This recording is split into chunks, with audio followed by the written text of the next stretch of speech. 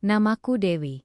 Seorang polwan yang terbiasa menghadapi bahaya, tapi tak pernah siap menghadapi cinta yang datang dari arah yang tak kuduga.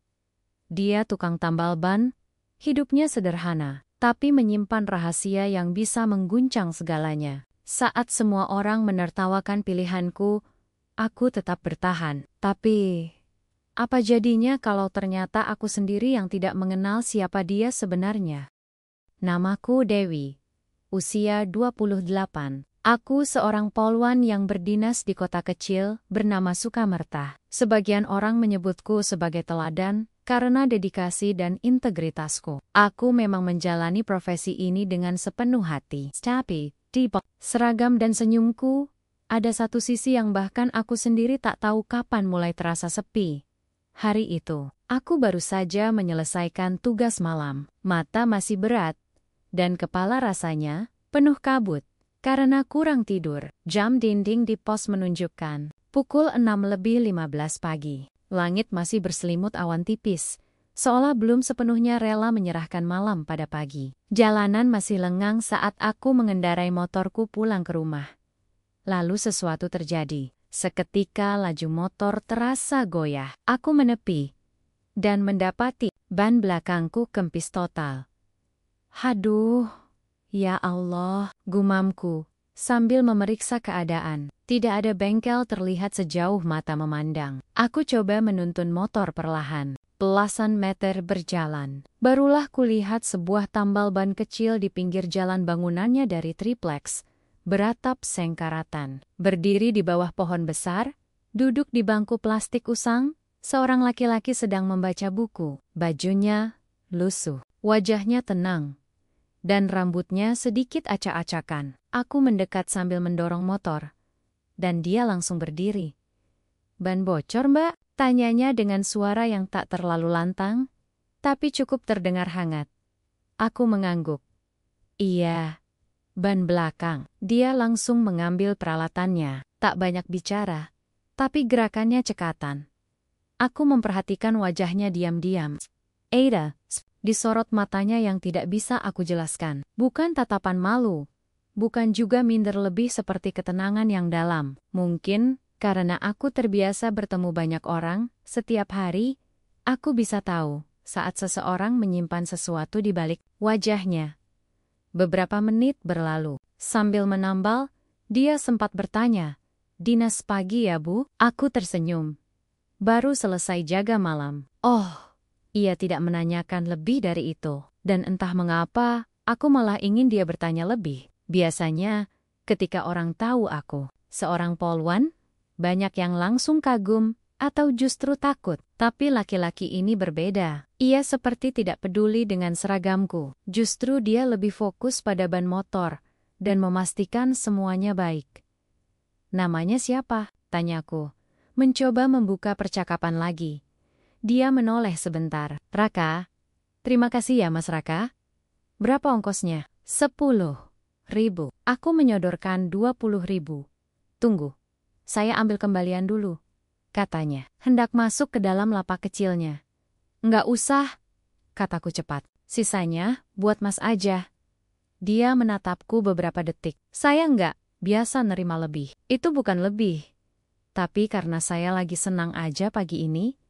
Dia tidak menjawab, hanya mengangguk pelan. Wajahnya tetap datar, tapi aku merasa ada senyum kecil di sudut bibirnya. Aku pun naik ke motor dan bersiap melanjutkan perjalanan. Tapi sebelum meninggalkan tempat itu, aku menoleh lagi ke arah Raka. Dia sudah kembali duduk, kembali membaca bukunya. Entah buku apa.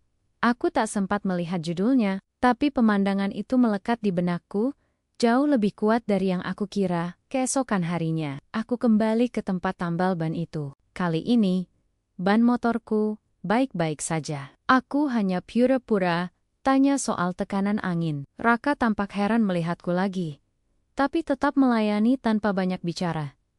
"Sering baca buku, ya?" tanyaku sambil melihat ke bangku tempat buku kemarin diletakkan. "Iya, lumayan buat isi waktu," jawabnya ringan. "Kemarin itu baca buku apa?" "Philosophy Stoic." Aku tertawa pelan. "Tambal ban Baca filsafat, nggak biasa nih.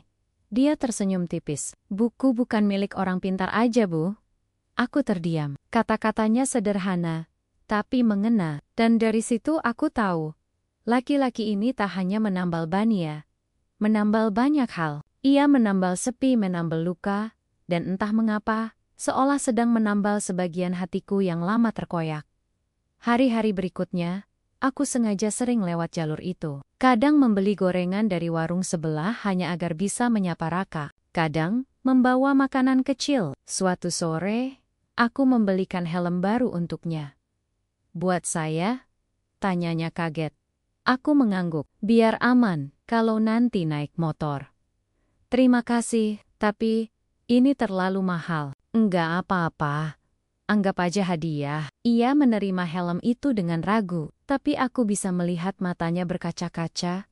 Aku pulang sore itu dengan perasaan aneh. Bukan bahagia yang berlebihan, tapi ada getaran halus yang belum pernah kurasakan sejak lama. Seperti saat kamu menemukan lagu lama yang pernah membuatmu menangis, tapi kini kamu dengar lagi dengan senyum. Dan malam itu, untuk pertama kalinya dalam waktu yang sangat lama, aku tidur tanpa mengingat tekanan kerja, tanpa memikirkan target, career, dan tanpa peduli pada omongan orang. Yang kupikirkan hanya satu nama, Raka. Kupikir dunia akan membiarkanku menikmati ketenangan ini, tapi aku lupa bahwa hidup punya caranya sendiri untuk menguji siapa yang benar-benar tulus dan siapa yang hanya mampir sementara. Aku belum tahu badai apa yang akan datang nanti. Tapi pagi itu, saat aku kembali ke tambal ban dengan 2 cangkir kopi panas, dan Raka menyapaku dengan senyum malu-malu yang sama, aku hanya ingin percaya bahwa untuk pertama kalinya, aku mungkin sedang jatuh cinta. Sudah hampir 2 minggu sejak pertama kali aku bertemu Raka. Anehnya, semakin hari, wajah itu makin sering hadir dalam pikiranku. Bukan karena parasnya yang luar biasa tampan Raka, tidak seperti aktor sinetron atau model iklan. Tapi, ada sesuatu yang memikat dalam caranya berbicara, dalam sorot matanya yang jujur, dan dalam ketenangannya saat menghadapi dunia yang ramai dan seringkali kejam. Aku tahu, ini terdengar bodoh. Aku seorang polwan. Aku terbiasa bersikap tegas dan logis, tapi dengan Raka, aku merasa jadi manusia biasa, bukan penegak hukum. Bukan perempuan kuat yang tak boleh terlihat rapuh. Aku merasa jadi dewi, yang kadang lelah, kadang bingung, dan sesekali ingin sekadar berbagi senyum dengan seseorang yang membuat dunia terasa lebih ringan. Sore itu, aku sengaja pulang lebih awal. Langit tampak sedikit mendung, tapi aku tetap memilih jalur yang melewati tambal ban Raka. Kali ini, aku tak membawa alasan. Tak ada gorengan, tak ada ban bocor, tak ada pertanyaan soal tekanan angin. Hanya aku dan niat untuk melihatnya. Saat sampai di sana, aku melihat Raka sedang duduk bersila, memutar baut motor seorang pelanggan. Ia mengenakan kaos hitam yang sudah sedikit pudar, dan celana jeans yang lututnya sobek. Tapi sekali lagi, bukan soal penampilan yang menarik perhatianku, melainkan bagaimana ia memperlakukan motornya dengan penuh kesabaran, seperti sedang memperbaiki sesuatu yang berharga. Begitu selesai, ia menoleh dan melihatku. "Loh, Bu Dewi." Aku tersenyum, berdiri di samping motor sambil melipat tangan. "Saya bukan dinas hari ini, Mas." "Oh." Ia berdiri, mengelap tangan dengan kain lap yang tampak sangat lelah. "Mau tambal ban lagi?" Aku menggeleng. "Enggak, cuma lewat, tapi kalau Mas enggak keberatan, saya pengen ngobrol sebentar." Ia menatapku, seperti menimbang sesuatu, lalu mengangguk. "Monggo, duduk. Bangkunya mungkin agak keras, ya." Aku duduk di bangku plastik itu, yang pernah jadi saksi pertama pertemuan kami. Kali ini aku melihat lebih banyak detail. Ada kecil berisi catatan pelanggan di dinding, kotak peralatan yang tertata rapi, dan rak kayu tempat ia menyusun buku-bukunya. "Aku sering lewat sini," kataku membuka percakapan, "tapi nggak pernah benar-benar lihat." Raka menoleh, lalu tersenyum. "Saya juga sering lihat orang lewat, tapi jarang ada yang berhenti buat ngobrol. Hidup memang aneh, ya. Aku tertawa pelan. Kadang, kita nggak tahu siapa yang akan datang dan tiba-tiba mengubah hari kita. Ia hanya menatapku dalam diam. Senyum itu senyum yang tak berusaha memikat, tapi justru memikat karena ketulusannya kembali hadir. Dan disitulah aku tahu, aku harus berhati-hati. Karena rasa ini tumbuh tanpa izin. Beberapa hari setelahnya, aku kembali ke tempat Raka. Tapi kali ini, aku membawa sesuatu. Sebuah helm berwarna hitam doff, dengan kaca pelindung yang bening dan desain sederhana, tapi elegan. Ini buat Mas, kataku sambil menyerahkan helm itu. Ia menatapku, nyaris tak percaya. Serius, aku mengangguk. Saya lihat helm Mas sudah usang. Nggak aman. Jadi, ya, ini pengganti. Ini terlalu mahal, Bu. Dewi, potongku. Kalau kita udah ngobrol sebanyak ini, saya rasa Mas nggak perlu panggil saya Bu lagi. Ia tertawa kecil, ragu-ragu. Oke, Mbak Dewi. Tapi helm ini, saya nggak tahu harus bilang apa. Cukup bilang makasih? Jawabku sambil duduk di bangku biasa. Raka memegang helm itu, membolak-balik perlahan, seperti takut merusaknya. Lalu ia menatapku lagi. Terima kasih. Dari hati ya, aku hanya tersenyum, di luar dagan. Ia berdiri dan masuk ke dalam lapaknya. Tak lama, ia kembali membawa sebuah buku dengan sampul kulit coklat tua. Saya juga punya sesuatu, katanya sambil menyodorkan buku itu padaku. Apa ini? Buku catatan saya. Isinya kutipan dan pemikiran yang saya kumpulkan selama ini. Tentang hidup, manusia, dan kebahagiaan. Iseng aja nulisnya. Mungkin Mbak Dewi suka. Aku menerima buku itu dengan hati yang hangat. Aku belum pernah diberi sesuatu yang terasa begitu pribadi dan berarti. Mungkin karena selama ini aku terbiasa menerima hal-hal formal piagam, penghargaan, gaji tetap, kenaikan pangkat. Tapi buku ini, entah mengapa, rasanya lebih jujur. Aku menatap matanya. Terima kasih Raka. Malam itu, aku membaca bukunya. Di halaman pertama, ada tulisan tangan kecil. Orang yang paling kuat, bukan yang bisa menahan marah, tapi yang bisa tetap tenang ketika dihina. Catatan Rakaku, tak tahu sudah berapa kali membaca kalimat itu. Entah mengapa, aku bisa membayangkan seperti apa kehidupan Raka selama ini. Mungkin ia pernah direndahkan. Mungkin ia sering diabaikan. Tapi, ia tetap tenang, tetap baik. Di saat dunia menuntut banyak, Raka memilih untuk cukup. Dan disitulah letak kekuatannya. Hari-hari selanjutnya, kami makin sering bertemu. Kadang aku datang sepulang dinas, kadang saat hari libur. Kami bicara banyak hal. Tentang masa kecil, tentang mimpi, tentang hal-hal sepele yang membuat hari jadi berwarna. Aku tahu, aku mulai menyukainya. Bukan karena kasihan, bukan karena ia berbeda, tapi karena ia membuatku merasa diterima, bukan karena seragamku, bukan karena pencapaianku, tapi karena aku adalah aku di suatu saat. Saat hujan turun pelen-pelen, aku bertanya, Mas Raka, pernah jatuh cinta? Ia menoleh, sedikit kaget. Pernah. Dengan siapa? Dengan seseorang yang membuat saya merasa ingin terus jadi orang baik. Aku tertawa. Klasik banget jawabannya. Ia ikut tertawa. Tapi jujur, aku memandang langit. Rintik hujan turun pelan, menyentuh ujung helmku yang baru. Suara petir samar terdengar di kejauhan. Aku tidak mengatakan apa-apa lagi. Tapi dalam hati, aku tahu. Seseorang itu mungkin sedang duduk tepat di sebelahnya. Sejak pertemuanku dengan Raka semakin sering, ada satu kebiasaan kecil yang mulai tumbuh. Menunggu jam dinas selesai, menunggu matahari turun sedikit lebih lama, agar aku bisa melintasi jalur itu dengan alasan sekadar lewat. Menunggu obrolan sederhana yang tak pernah melelahkan tentang hal remeh sekalipun. Selama itu dengan dia. Aneh. Aku yang selama ini hidup dalam aturan dan jadwal disiplin, mendadak menikmati waktu-waktu kosong untuk hal yang tak bisa diukur, dengan tugas negara atau nilai prestasi. Namun, perlahan-lahan, dunia di sekitarku mulai menoleh. "Kamu kok sering banget lewat jalan tambal ban itu sekarang, Wi?" tanya Reni, rekan satu timku, saat kami sedang duduk di ruang istirahat kantor. Aku menahan diri untuk tak langsung kaget. "Emang kenapa?" "Ya, cuma nanya aja." "Masa iya tiap 2 hari ban kamu kempes?"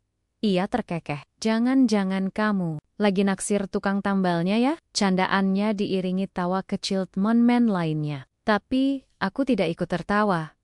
"Mungkin emang di sana lebih nyaman," jawabku pendek. Tawa mereka mulai mengecil. Reni menatapku lebih serius lalu menyenggol lenganku pelan. "Wih, kamu serius? Dia cuma tukang tambal ban loh." Aku memandang mata Reni. "Dan kamu pikir itu masalah?" Dia tidak menjawab, tapi dari sorot matanya, aku tahu ia sedang menilai. Bukan hanya terhadap Raka, tapi juga terhadapku. Seolah semua pencapaianku, semua kerja kerasku, bisa runtuh hanya karena aku menyukai seseorang yang dianggap tidak setara. Aku bangkit dari kursi, meninggalkan ruang istirahat dengan perasaan yang tak bisa kujelaskan. Bukan marah, tapi semacam sedih yang menempel di dada. Hari itu, aku tidak langsung pulang. Aku mengayuh motorku menuju tambal ban seperti biasa. Ketika sampai, aku melihat Raka sedang menambal sepeda anak kecil. Wajahnya berkeringat, tapi tetap tersenyum saat si anak mengucapkan terima kasih. Aku berdiri beberapa meter di belakang, memperhatikannya tanpa bicara. "Loh, Mbak Dewi," katanya sambil menoleh begitu melihatku. "Baru pulang dinas." Aku hanya mengangguk. "Boleh duduk?" "Selalu boleh." Aku duduk di bangku plastik, memeluk tas kecilku erat-erat. Kali ini tidak ada senyum lepas. Raka menyadari itu. "Ada yang salah?" tanyanya pelan. Aku menatapnya. Mas pernah merasa nggak dihargai? Cuman karena pekerjaan Mas." Ia diam sejenak, lalu mengangguk pelan. "Sering. Tapi saya juga sadar, rasa dihargai itu kadang datang dari dalam, bukan dari orang lain. Teman-teman saya bilang, saya bodoh. Karena sering kesini, kamu nggak bodoh." Aku menghela napas. Mereka bilang saya menurunkan harga diri. Masa seorang polwan naksir tukang tambal ban? Raka tidak langsung menjawab. Ia menunduk, lalu berkata, "Kalau kamu butuh saya mundur, bilang aja." Aku tersentak. Apa kalau kamu jadi bahan omongan, disalahpahami, disindir, dihina, dan semua itu karena saya? Mungkin memang saya harus mundur. Jangan bicara seperti itu. Kenapa? Raka menatapku. Saya nggak mau jadi beban. Aku menunduk. Hujan mulai turun tipis. Angin membawa aroma tanah basah yang biasanya menenangkan, tapi kali ini terasa menusuk. Aku ingin berkata bahwa dia bukan beban, bahwa kehadirannya justru jadi alasan kenapa aku bisa bernapas lega di tengah tekanan hidup, tapi suaraku tertahan di tenggorokan.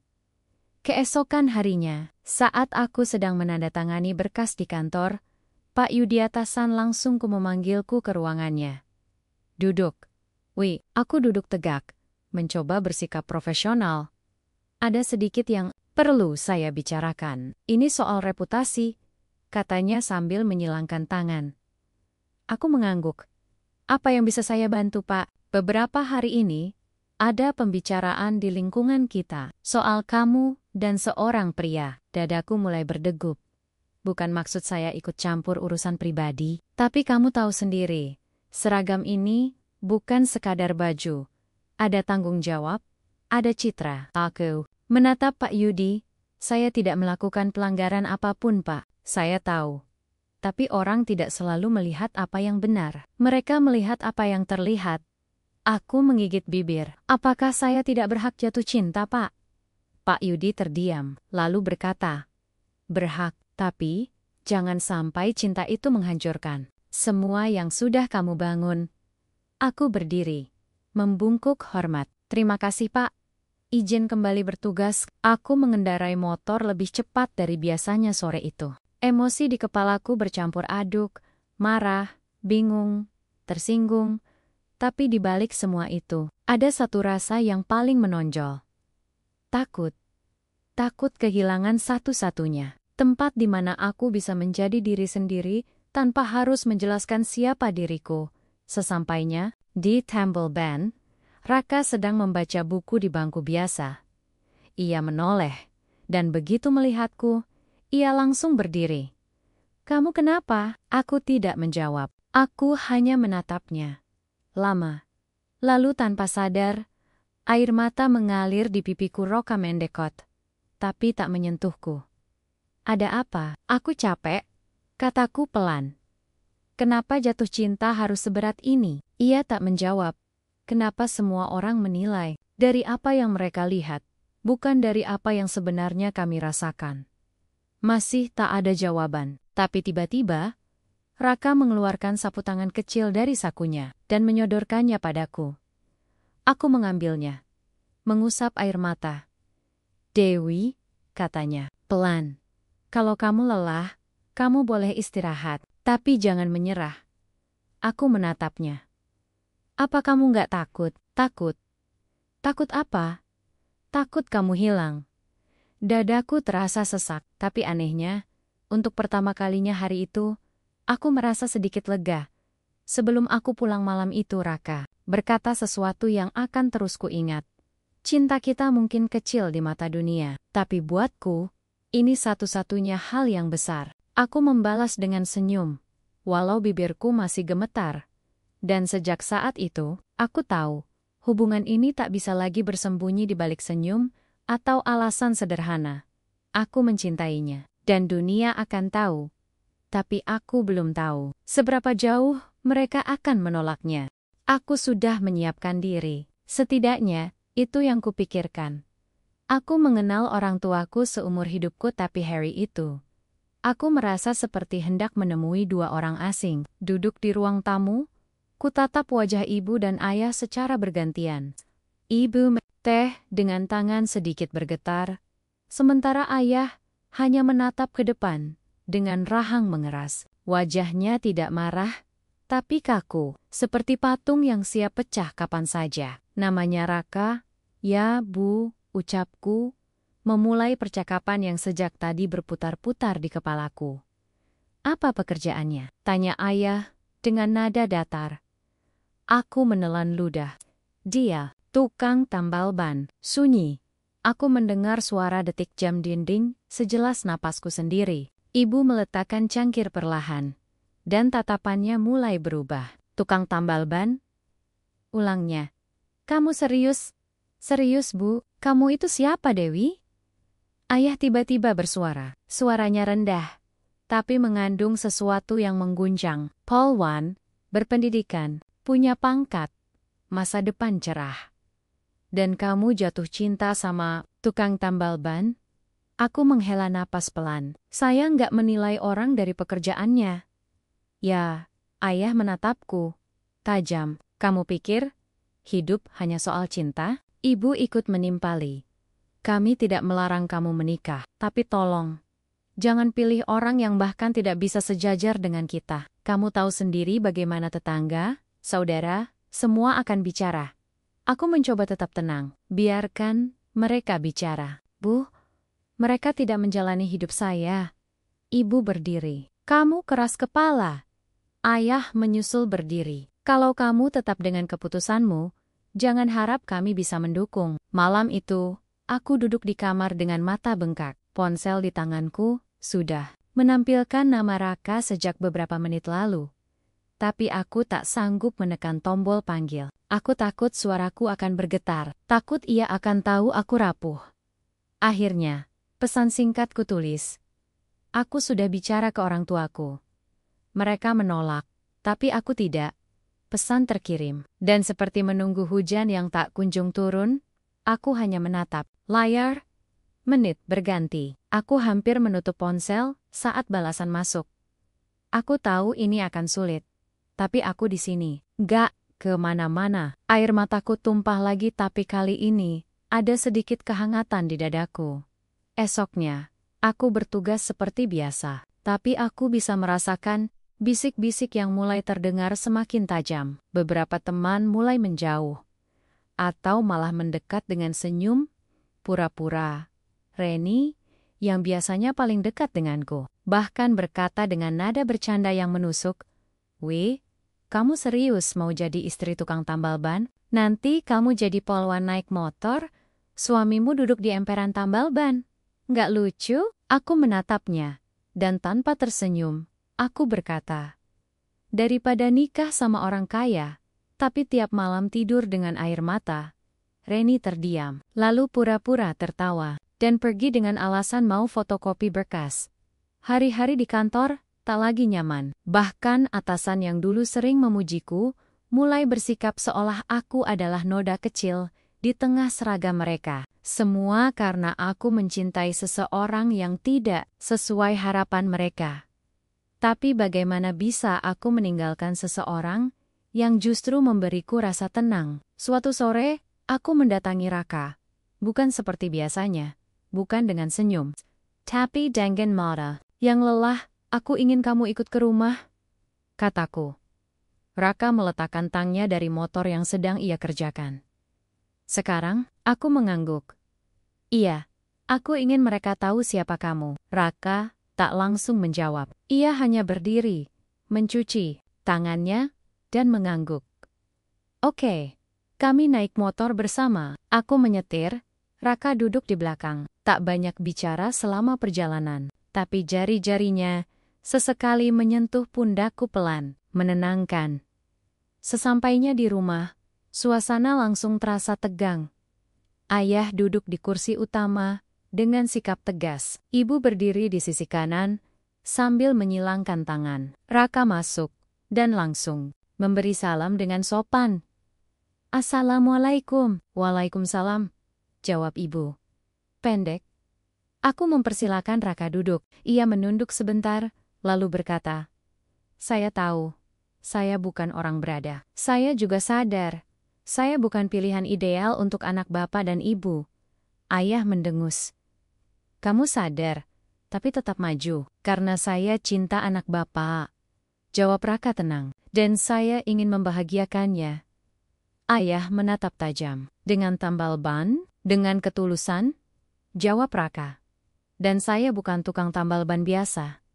Saya bangun usaha itu dari nol. Saya punya tabungan, saya punya tempat tinggal, dan saya tidak pernah mengambil jalan pintas untuk hidup." Ibu menatap Raka dari atas ke bawah. "Apa kamu sanggup berdiri di samping anak kami saat dia pakai seragam dan dihormati semua orang?" Raka mengangguk. "Saya akan selalu berdiri di sisinya. Tak peduli apa kata orang." Tak ada yang bicara. Selama beberapa detik, lalu ayah bangkit berdiri. "Kamu boleh punya niat baik, Raka. Tapi niat tidak cukup. Dunia ini keras. Orang seperti kamu akan menghancurkan masa depan Dewi." Kata-kata itu seperti cambuk yang memukul dadaku. Aku bangkit dari duduk. "Cukup, ya. Kalau itu yang ayah pikirkan, saya tidak akan memohon." Ibu mendekatiku. "Dewi, dengarkan ibu. Saya sudah dewasa, Bu. Dan saya memilih dia bukan karena dia punya segalanya. Justru karena dia tetap baik ketika tak punya apa-apa." Aku menggenggam tangan Raka. "Kami akan tetap bersama. Mau ibu ayah setuju atau tidak?" Raka menoleh padaku. Wajahnya tampak terkejut. Tapi di balik keterkejutannya, aku bisa melihat kepercayaan mulai tumbuh. Kami keluar rumah tanpa pamit. Raka tidak bicara banyak selama perjalanan pulang. Saat aku hendak turun dari motor, ia berkata pelan, "Terima kasih, sudah memilih tetap berdiri di sisiku." Aku menatapnya. Ini bukan soal siapa yang berdiri dengan siapa, tapi siapa yang tidak pergi.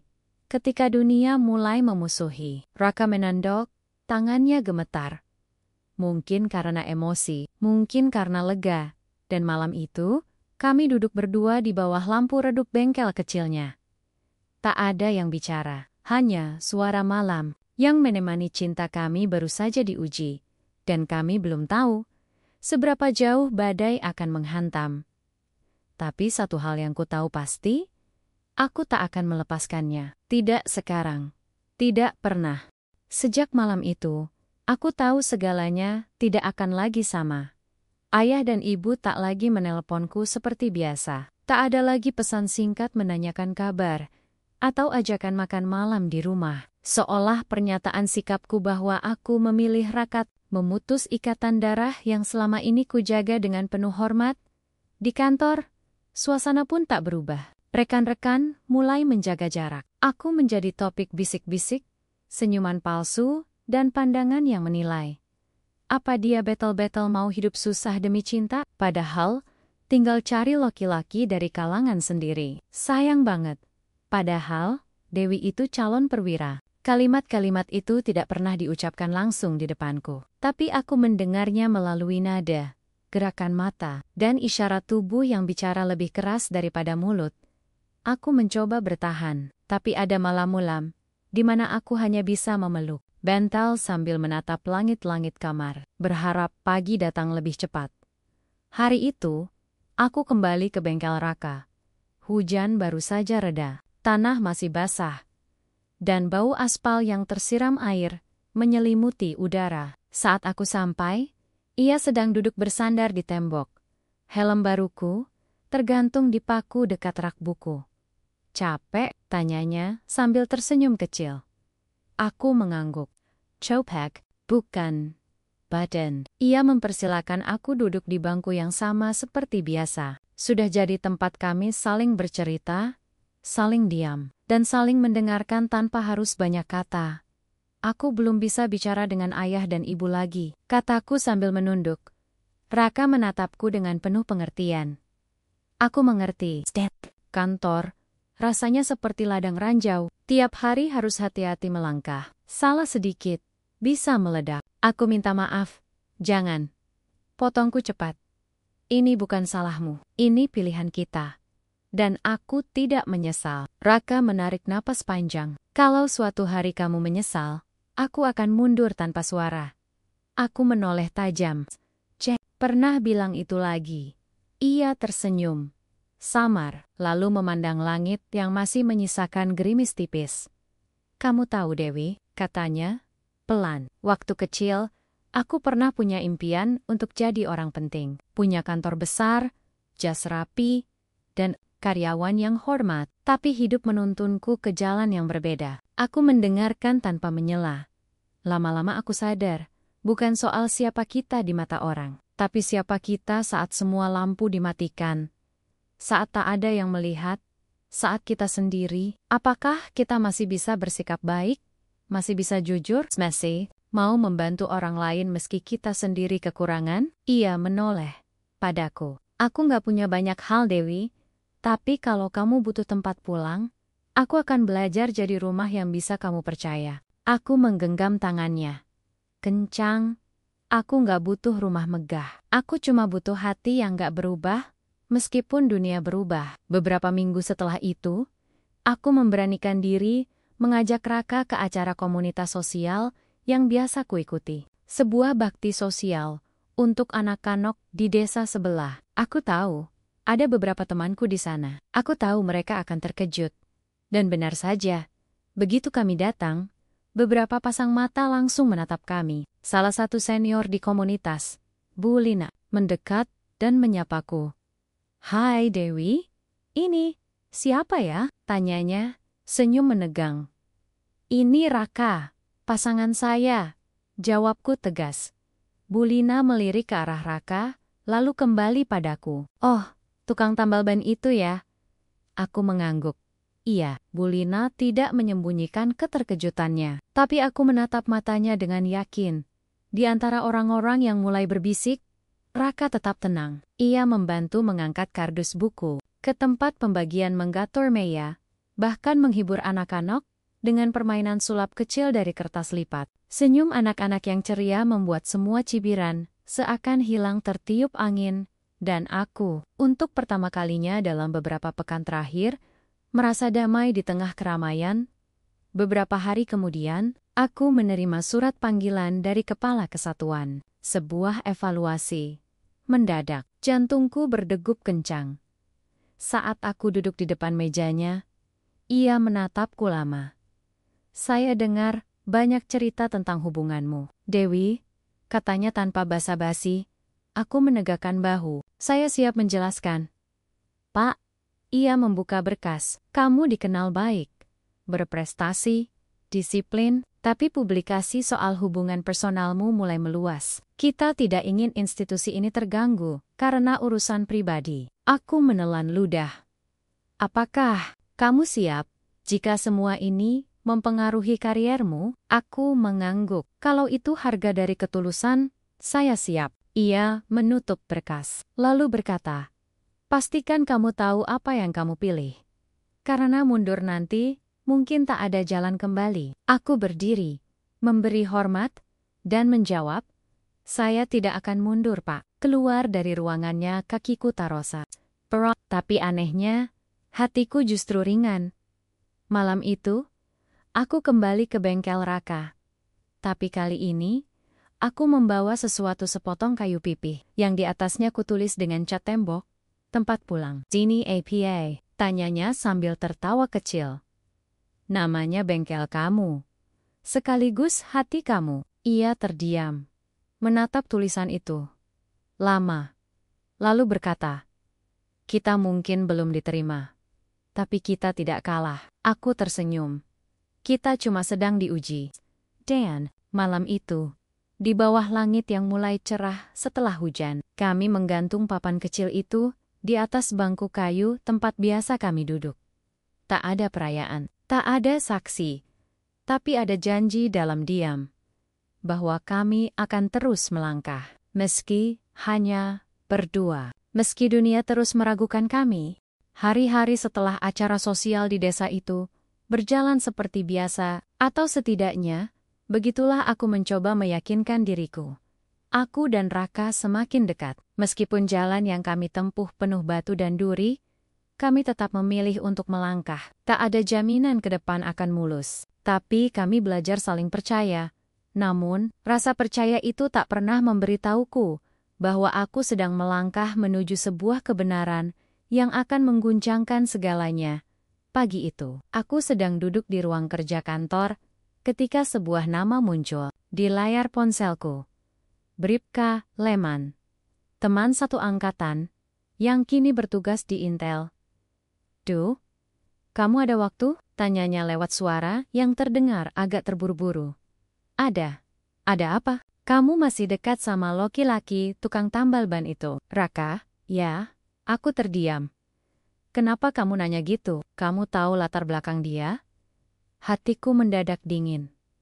Maksudmu? Aku lagi bantu analisis kasus tindak pidana penipuan, warisan dan pemalsuan identitas di luar kota. Nama Raka muncul dalam data, tapi bukan sebagai pelaku. Justru sebagai ahli waris dari salah satu keluarga konglomerat yang sempat hilang belasan tahun lalu.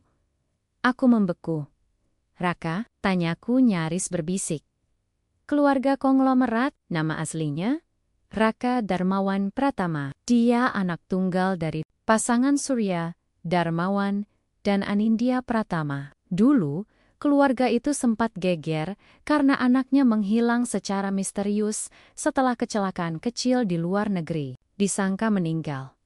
Tapi ternyata, dia hidup, mengubah identitas, menghilang dari segala dokumentasi, sampai akhirnya muncul sebagai tukang tambal ban. Aku tak tahu harus berkata apa.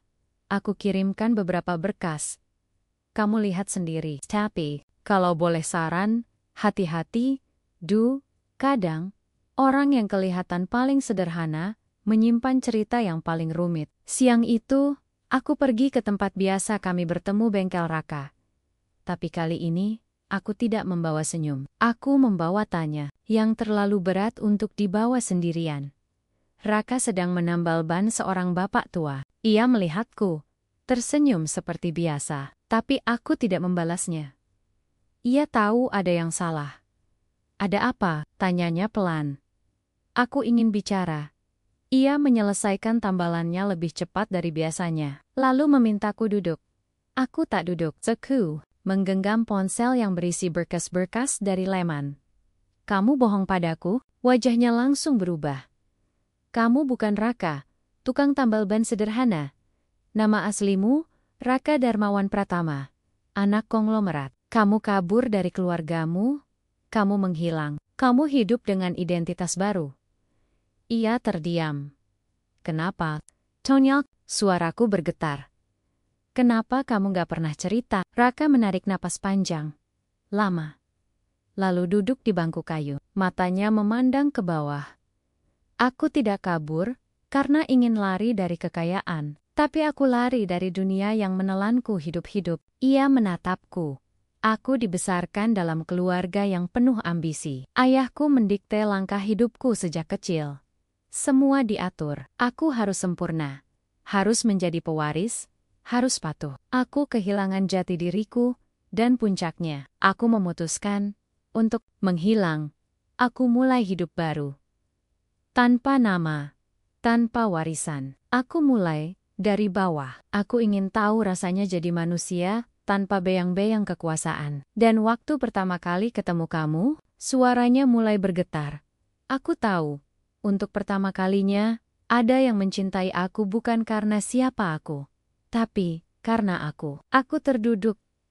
Air mataku mengalir, tapi bukan karena marah, lebih karena kecewa bukan padanya, tapi pada diri sendiri yang tak melihat tanda-tanda. Kamu gak percaya sama aku ya? Bisiknya. Aku menggeleng. Aku percaya, tapi aku juga terluka. Kamu gak pernah bohong soal rasa, tapi kamu menyembunyikan dirimu. Dan itu menyakitkan. Raka memejamkan mata, lalu mengangguk.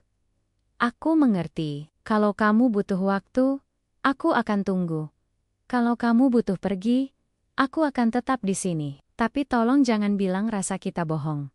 Aku bangkit, aku butuh sendiri. Ia tidak mengejar, tidak menahan. Sanja menunduk dalam diam. Malam itu, aku menangis. Lebih keras dari sebelumnya. Karena semua berubah. Cinta yang kupikir tumbuh di tanah yang sederhana, ternyata tumbuh di atas rahasia yang dalam. Beberapa hari aku tak menemui Raka. Aku tidak mengangkat. Peng tidak membalas pesannya. Reni bahkan mendekatiku di kantor dan berkata, dengar-dengar cowokmu itu bukan orang sembarangan ya, jadi pewaris keluarga Darmawan? Aku hanya menjawab singkat, aku juga baru tahu. Wah, ternyata kamu pacaran sama miliarder dong, ujarnya sambil tertawa. Pantas saja, kamu sebegitu nekatnya kemarin-kemarin. Tapi aku tidak tertawa, tidak merasa menang. Justru aku merasa kehilangan sesuatu yang penting, kejujuran. Pada hari kelima, aku kembali ke bengkel. Lapaknya kosong. Tak ada motor, tak ada Raka. Di atas meja, hanya ada secari kertas. Aku membukanya. Dengan tangan gemetar, Dewi, aku minta maaf karena menyembunyikan diriku. Bukan karena aku tak percaya padamu, tapi karena aku takut akan kehilangan hal paling jujur yang pernah kutemukan dalam hidup. Kalau kamu percaya cinta ini masih bisa diperjuangkan, aku akan menunggu. Di tempat pertama kali aku tahu rasanya dihargai sebagai manusia biasa. Tempat yang membuatku merasa hidup. Raka, aku tahu tempat itu. Bukan bengkel, bukan rumah, tapi lapangan kecil di belakang perpustakaan desa. Tempat kami pernah duduk diam menonton anak-anak bermain bola. Tempat yang tidak berarti apa-apa bagi dunia, tapi berarti segalanya bagi kami. Dan saat aku sampai di sana, dia ada. Sendiri. Menatapku. Dan aku tahu, aku belum selesai mencintainya. Tapi juga belum siap memaafkan. Aku berdiri di tepi lapangan itu. Tanahnya becek bekas hujan semalam. Rumputnya liar. Dan angin sore bertiup lembut membawa aroma tanah basah. Di Yujang, sana. Raka duduk di bangku kayu pendek yang dulu pernah kami tempati bersama. Sama seperti dulu, tapi rasanya sangat berbeda.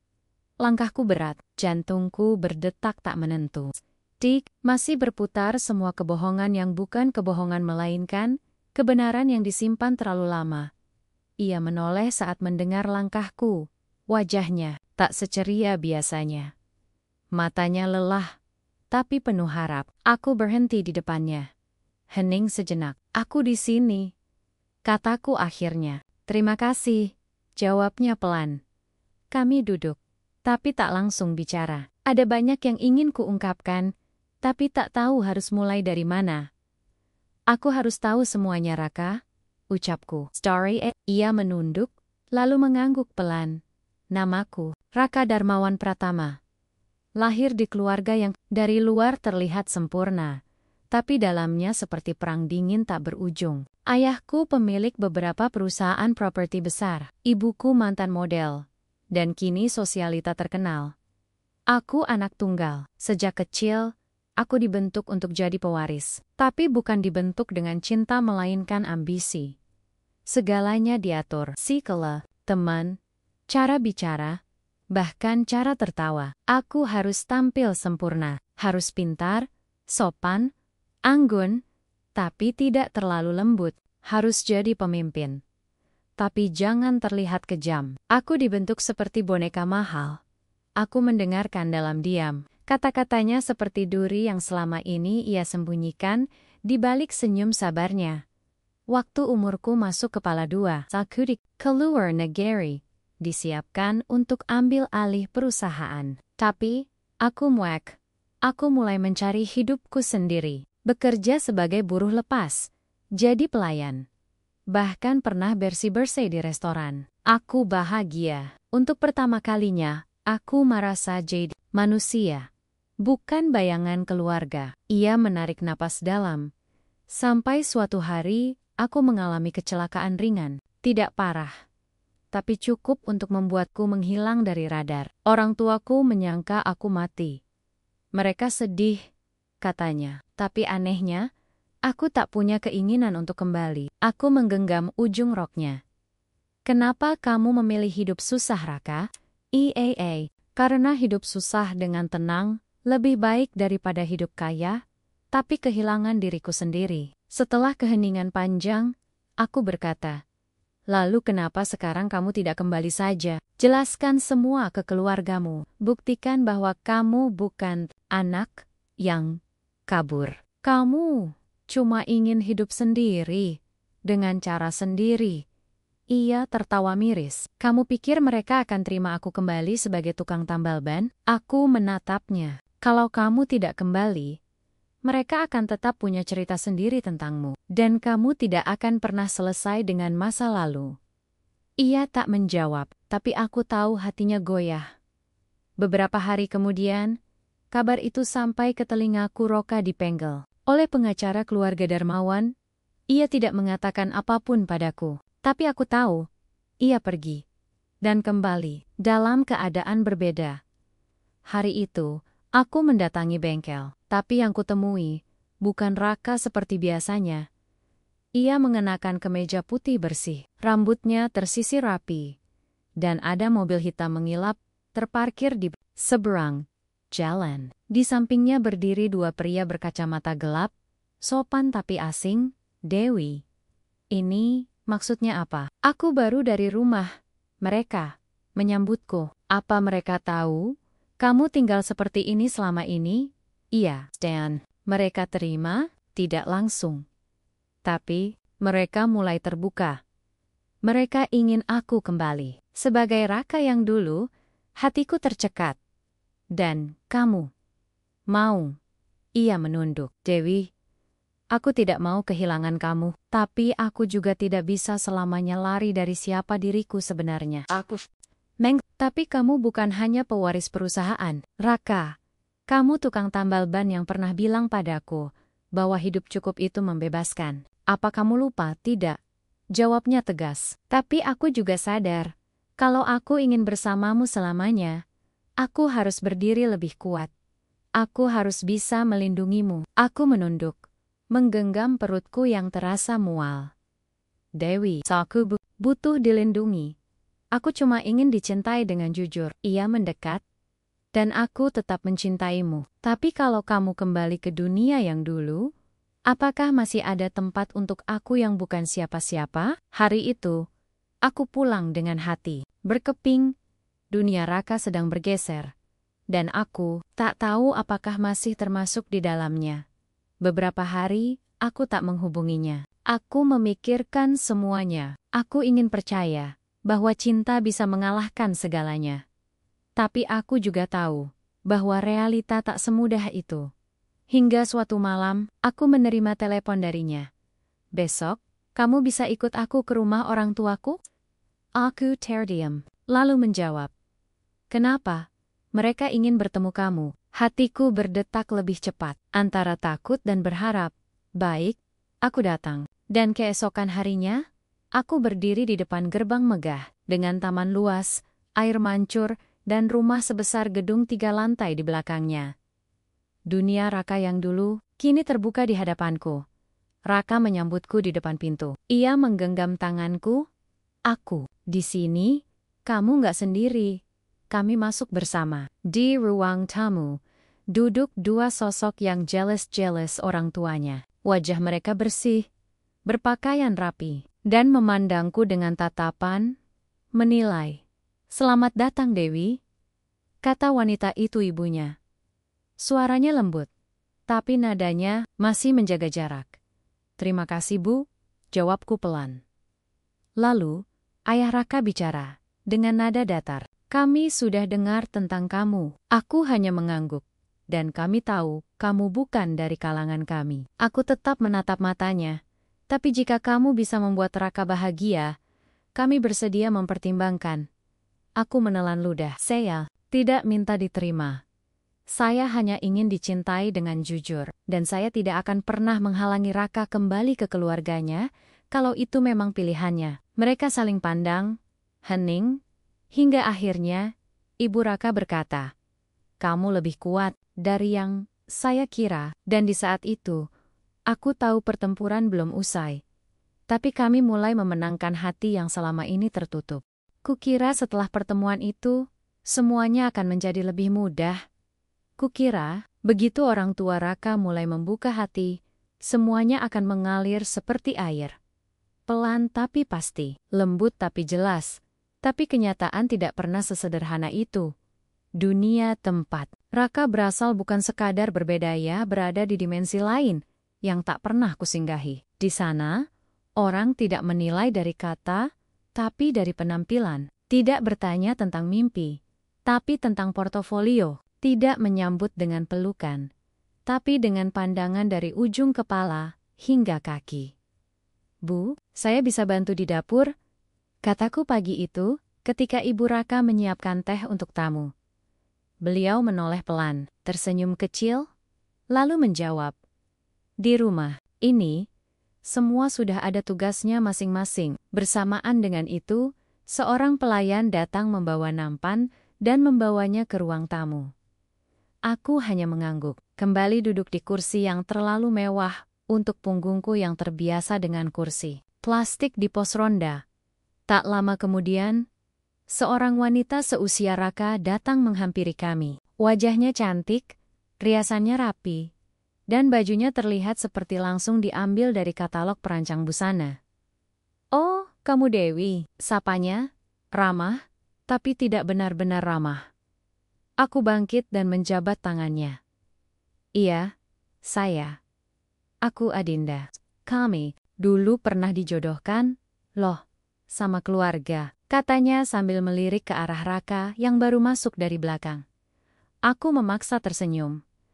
"Oh ya, dunia kecil ya." "Iya, dan memang dunia kita sempit jadi lebih mudah. Cocoknya kalau sama yang selevel." Aku menahan napas. Senyumnya terlalu manis untuk kata-kata setajam itu. Raka segera berdiri di antara kami. "Dinda, makasih udah mampir, tapi kami mau bicara sebentar ya." Adinda mengangguk, masih dengan senyum yang menampar. "Tentu. Maaf ya Dewi, aku suka terlalu jujur." Setelah dia pergi, aku menatap Raka. "Itu sering terjadi di hidup kamu." Ia menghela napas. "Sering, makanya. Dulu aku pergi, lalu sekarang, kamu kembali ke dalamnya. Apa kamu nggak takut kehilangan dirimu lagi?" Raka duduk di sampingku, memegang tanganku erat. Yang kutakutkan bukan kehilangan diriku, tapi kehilangan kamu. Aku menatapnya. "Mungkin itu sama saja, Ra. Karena kamu yang aku cintai, bukan yang hidup di rumah ini, tapi yang tinggal di bengkel, yang kotor setiap hari, yang mencintai hidup seadanya. Jadi, kamu nggak bisa nerima aku yang sekarang." bukan aku yang gak bisa. Tapi dunia ini yang menolak kita. Hari itu, kami tak bicara banyak. Ada semacam jarak di antara kami. Meski tangan kami tetap saling menggenggam, seolah cinta masih ada. Tapi tembok di antara kami sudah terlalu tinggi.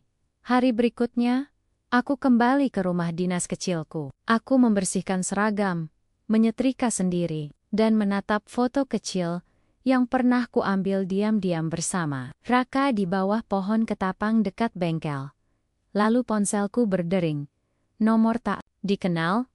Dewi, suara di seberang terdengar familiar. Iya, ini siapa? Ini Tante Clara, adiknya Ibu Raka. Aku terdiam. Saya ingin bicara. Boleh kita bertemu? Kami bertemu di sebuah kafe kecil, jauh dari rumah keluarga Darmawan. Tante Clara berbeda. Ia datang dengan pakaian sederhana dan tanpa perhiasan mencolok. Rambutnya diikat rapi, dan matanya tajam tapi lembut. Saya pernah seperti kamu, katanya setelah kami duduk. Maksudnya, saya juga pernah mencintai orang yang tidak dianggap pantas oleh keluarga. Tapi saya menyerah. Dan, sampai sekarang, saya menyesal, aku mendengarkan, diam. Raka berbeda. Dia bukan anak keluarga kami lagi sejak dia memilih pergi. Dan sekarang, dia kembali hanya karena kamu, bukan karena kekayaan, bukan karena warisan. Tapi karena dia ingin melindungimu. Awkward. Menunduk, tapi aku tidak minta dilindungi. Saya tahu, tapi dia laki-laki, Dewi. Dia merasa gagal kalau tidak bisa memberikan yang terbaik. Bahkan ketika kamu tidak memintanya. Aku menggigit bibir bawahku, mencoba menahan tangis. Kamu takut kehilangan dirinya yang dulu. Tapi, percaya atau tidak, dia justru takut kehilangan dirimu, karena dia tidak cukup untukmu, kalau hanya jadi tukang tambal ban. Aku menatapnya, pelan. Kamu tahu, dia masih tidur di bengkel. Dia belum mau pindah ke rumah besar itu, karena dia masih ingin tetap jadi dirinya sendiri. Tapi dia butuh kamu untuk tetap percaya padanya. Malam itu, aku datang ke bengkel. Lampunya menyala redup. Di dalamnya, Raka duduk sambil membaca buku. Buku yang dulu pernah kubelikan. Ia menoleh, lalu berdiri pelan. Aku kangen kamu, kataku lirih. Ia tidak menjawab, tapi berjalan ke arahku dan memelukku. Pelukan yang tidak mewah, tapi hangat, tidak mahal, tapi jujur. Aku tidak mau kamu berubah demi siapapun, Rak. Kalau kamu kembali ke dunia mereka, pastikan kamu tetap bawa bagian dari dirimu yang pernah memilih hidup sederhana. Karena kalau tidak, kamu bukan Raka yang aku cintai. Ia menatapku. Kalau aku harus memilih, Dewi, aku akan pilih kamu. Bahkan kalau itu berarti, aku kehilangan semuanya. Aku menggeleng, kamu tidak harus kehilangan siapapun. Tapi kamu harus tahu, dunia mereka bukan dunia kita. Dan kalau kita mau hidup di tengah-tengah, kita harus kuat, kita harus sepakat bahwa cinta ini layak diperjuangkan, meski terus diuji. Malam itu, kami berjanji satu hal. Tidak menyerah, tidak lagi. Kami bukan pasangan sempurna. Tapi, kami tahu, cinta yang tidak tumbuh dari status akan lebih kuat saat badai datang. Karena dunia mungkin bisa membeli banyak hal, tapi tidak ketulusan. Dan, tidak cinta. Sudah lebih dari 3 bulan, sejak kebenaran tentang Raka terungkap. 3 bulan, sejak aku melihatnya. Berdiri di antara dua dunia. Satu penuh kenyamanan dan pengaruh. Satunya lagi penuh kesederhanaan dan kejujuran. Dan 3 bulan juga sejak kami sepakat untuk tidak menyerah. Bukan hanya pada cinta kami, tapi pada perjuangan mempertahankannya.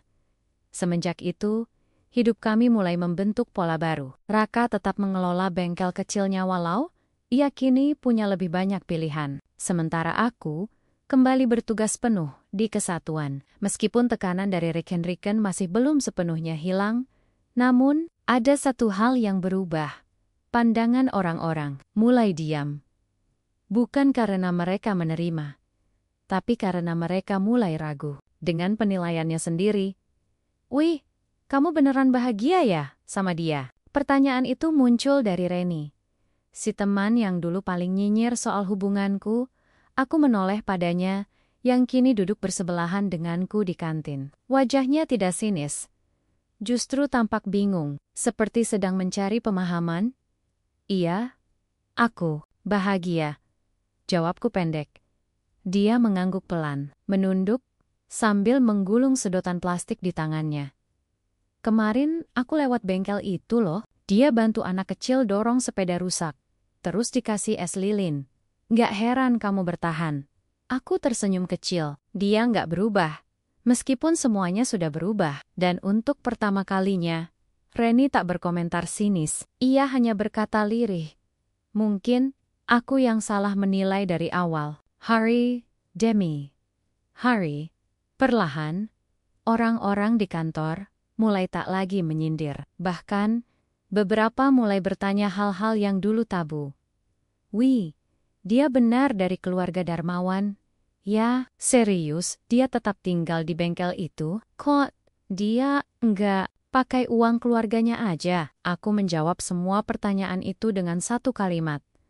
Karena dia ingin tetap jadi dirinya sendiri. Dan entah bagaimana, itu membuat mereka diam. Mungkin kagum, mungkin malu. Setelmang sedang berpikir ulang. Yang juga mengejutkan adalah datangnya undangan dari orang tua Raka. Mereka mengadakan acara kecil di rumah keluarga, bukan pesta besar. Bukan formalitas kosong, tapi makan malam hangat yang hanya dihadiri keluarga inti dan beberapa teman dekat.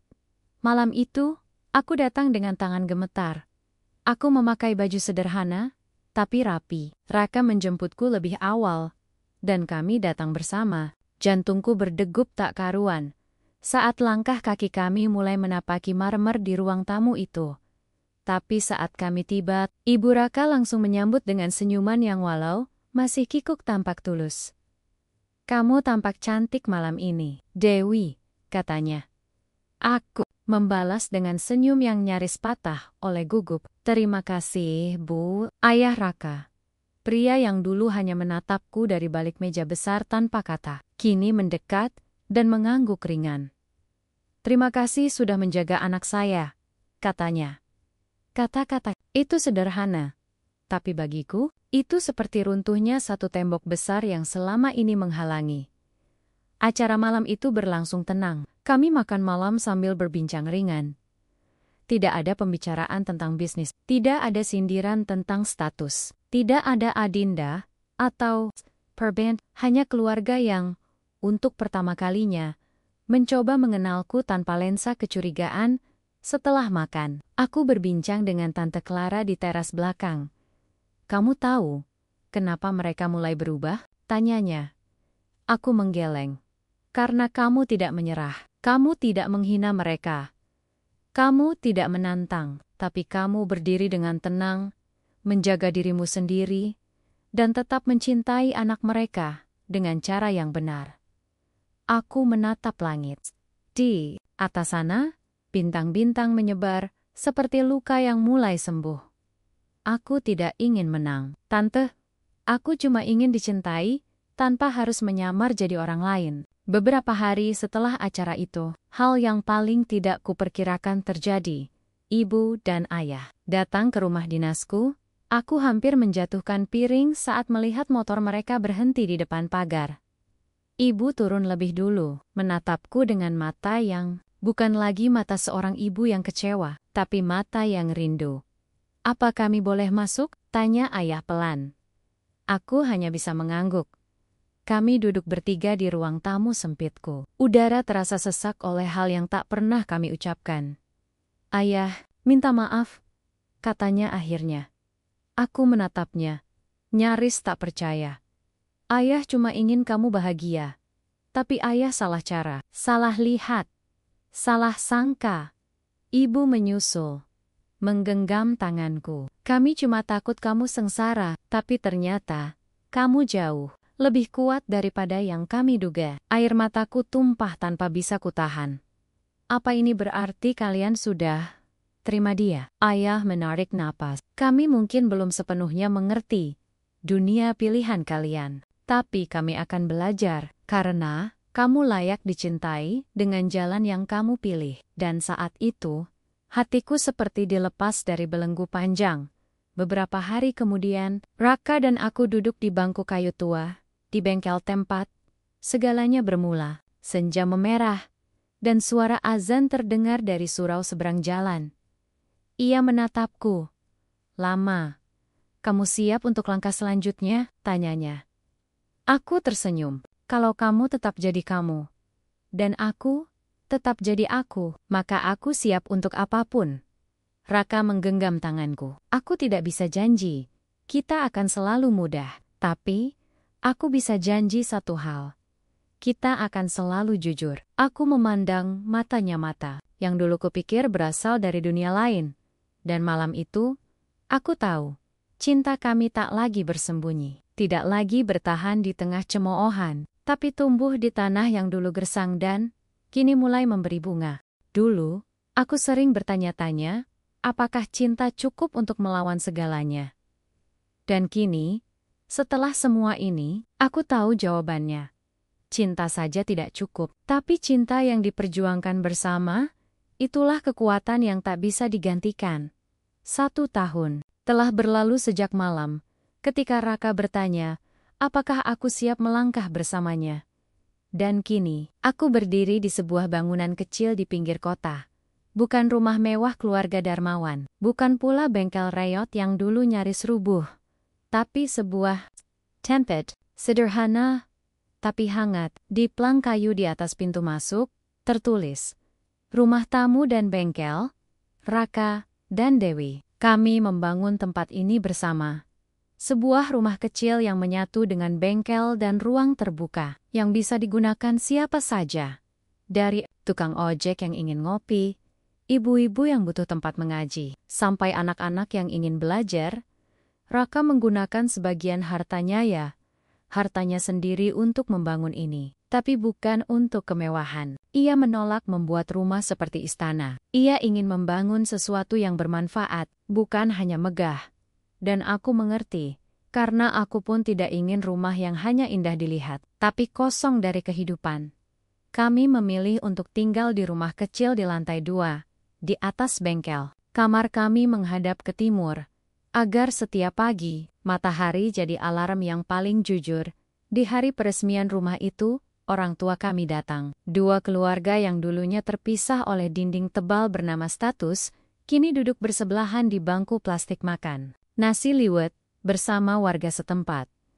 Aku masih ingat ketika Ibu Raka masuk ke dapur kecilku dan berkata, akhirnya aku mengerti bahwa kasih sayang bukan soal gengsi. Ayahku, yang dulu nyaris tak pernah memuji, menepuk bahu Raka dan berkata, kamu benar-benar laki-laki. Dan di momen itulah, aku merasa lengkap. Bukan karena pengakuan mereka, tapi karena perjuangan kami tak sia-sia. Raka kini membuka bengkel yang bukan sekadar tempat tambal ban. Ia mengajar pemuda-pemuda kampung yang putus sekolah. Cara perbaikan mesin, pengelasan ringan, bahkan manajemen kecil-kecilan. Aku tidak bisa menyelamatkan dunia, katanya suatu hari padaku. Tapi mungkin aku bisa membantu beberapa orang agar tidak merasa kecil di dunia yang besar ini. Stan, aku tetap menjadi polwan. Tapi bukan lagi polwan yang menutupi siapa yang dicintainya. Aku berdiri tegak, melayani masyarakat, mengawal hukum, dan menjadi saksi hidup bahwa perempuan bisa mencintai siapa saja dan tetap tegar menjalani tugasnya. Setiap malam, kami duduk di bangku kayu di depan rumah. Tempat yang dulu jadi saksi cinta kami, kini menjadi tempat kami bersyukur. Kadang Raka memainkan gitar bututnya, dan aku menyeduh teh manis sambil mendengarkan suara jangkrik, dan setiap malam, kami menyebut satu hal yang kami syukuri hari itu.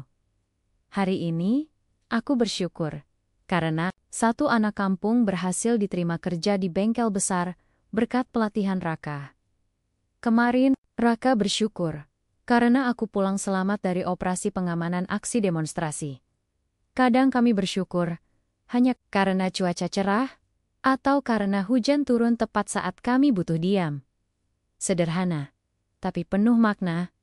Raka tak pernah kembali. sepenuhnya ke dunia lamanya. Tapi ia tak juga memutus hubungan. Ia mengajak keluarganya berkunjung sesekali, dan perlahan, keluarganya pun mulai mengerti bahwa dunia mereka bisa lebih indah kalau diberi ruang untuk jadi manusia, bukan hanya pemilik harta.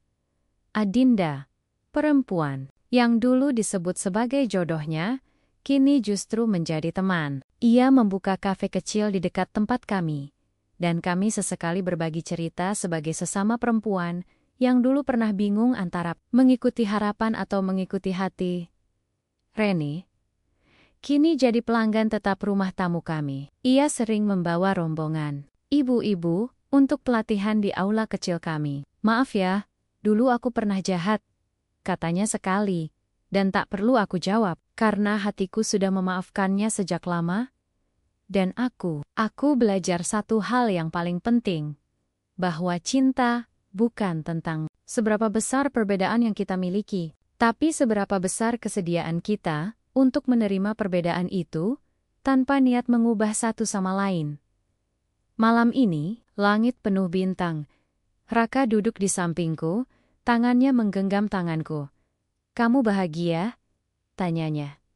Aku mengangguk. "Lebih yang bisa ku jelaskan." Ia tersenyum, memandang langit. "Kita berhasil ya. Buat dunia kita sendiri." Aku menoleh padanya. "Iya. Dan dunia ini cukup." Lalu, di tengah sunyi malam, aku berbisik pelan ke telinganya.